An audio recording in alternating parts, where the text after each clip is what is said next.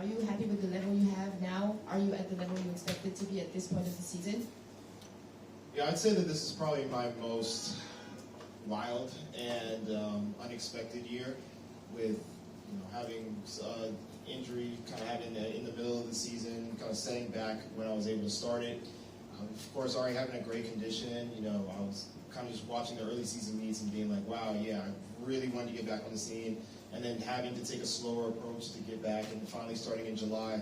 It's been rushed, to say the least, but I think I'm shocking myself more and more with every race, especially going from, winning my first Diamond League in Monaco, getting second in London, and then again coming back out to Poland and getting a second place only behind Kishin. Like, these are great competitors, and I'm showing that I'm just right back into the swing of things, if not saying like every race, like, yeah, more and more and more, getting better and better. So I get more excited. I'd say after Poland, I was fired up and ready to say, hey, let's really get back into this. Like, I'm really ready to start taking off some heads.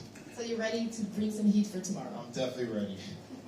Your talent over 100 and 200 meters. My question is, when are we seeing you over 400 meters? Because we saw you in the 4x4. We know you can move. Oh, you guys didn't watch Florida Relays? No, I did. Now we won. Oh, well, you already seen it. Exactly. My question is, are you one day planning on running the Open 4? How much y'all paying? I'm not paying anything. I'm not running this. Okay, so for you it's more of a challenge. You wouldn't do this like for fun. I ran at Florida Relays. Okay.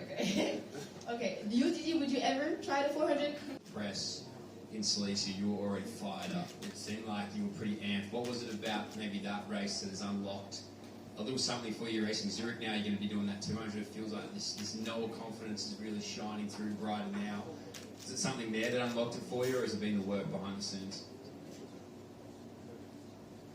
What example could you give of me being super amped before Silesia? I'm just No, trying to get an idea. Yeah. I'm saying when you cross the line. Like when Okay, after the race. Yeah, okay. Before we even talked to you, you were pumped. Oh, yeah. No, I mean, I'm super excited because I'm seeing the progression. I mean, the third race of the year, or third 100 of the year, and I'm already seeing back into 990.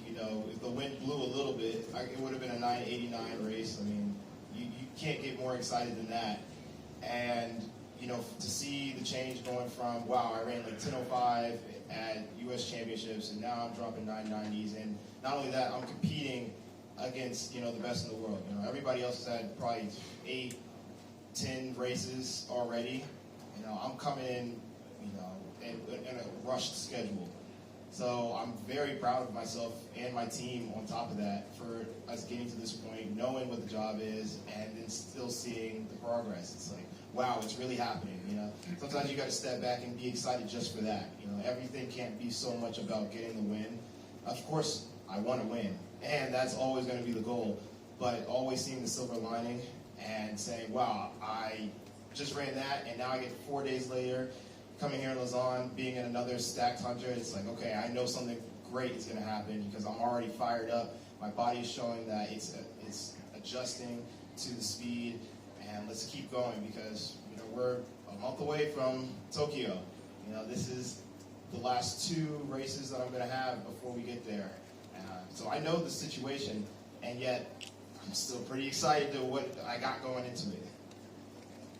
About your routine before the meeting, what kind of music do you listening, and do you keep the same playlist as Paris? Gosh, my music playlist has definitely changed recently. I'd say there's a lot more gospel in it now. But at the same time, there are, of course, certain songs that just are always going to be in my playlist. There's always going to be Travis Scott in there. There's always going to be some Kanye West in there. But I'd say that there's definitely been a lot more gospel put into it recently. I'm struggling a little bit now, though, because as we're getting to bigger moments and the playlist has kind of changed a lot, I have to reform it.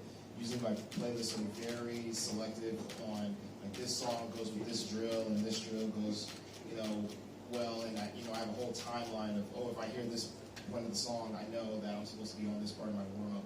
So it hasn't completely been fleshed out. I need to get that done before Tokyo, so I'm going to be reaching out to one of my DJ friends to help me, you know, actually put the whole thing together before we get to Tokyo, because the last thing I want to think about is, oh, is my music ready to go with the energy that I have going into it? A little rivalry in our sports. Oh, I think rivalries are great. I love rivalries, as long as they're done correctly. Meaning that they have a storyline. You know, we're not just making rivalries out of nothing. I get really kind of annoyed when there'll be situations where, of course, you'll have one person who has a race with somebody who's like, you know, somebody has like 50 wins over somebody who has 3. I mean, come on, that's not right. That's just the next race that's showing up. It's like, come on, if there's a rivalry, there's a story behind it. These two have probably gone back and forth multiple times. They probably have some type of history, or they're creating history at the time. And that's the type of rivalry I want to see, and those are the ones that I think, you know, the sports, all sports love.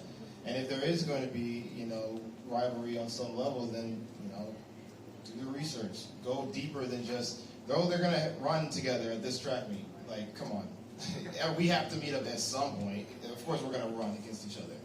You know, let's go further than just the surface level. Let's get deep into it. This spring, was it important for you to have a training group around you, supporting?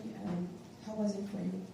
No, yeah, I have a very good training group. I've been with Lance Brahman since 2016. He's been my coach as a professional my whole career. I've seen, when I first got there, you know, me and my brother were the youngest there, you know, and we were just pretty much absorbing as much as we possibly could from everybody. And there was a lot of talent.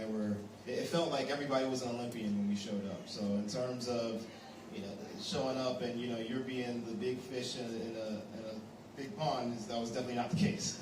You know, you had to earn your stripes. You had to earn your way into the group. Of course, everybody was, you know, very welcoming. And I think that's probably one of the best things about the group, is that we're all extremely welcoming, and we all want to see each other do well on every level, whether that's in the gym, on the track, whether that's, you know, teaching each other things that they might not notice. You know, we were out the track yesterday, and, you know, I'm telling some of my teammates, it's like, hey, you've been doing this for a long time, I know that, but try doing it this way, and you'll get a different result. And watching their faces light up when they're like, oh my gosh, that was so much more efficient, I felt like I had so much more power, and like, I'm going to try that in the race. So I'm just like, well, try a few more times in practice first, but definitely, you know, eventually get there. And then everybody just, you know, working off of that. And it's been very, I've loved the group since I've been there, you know. Of course, you know, you always want to see it grow.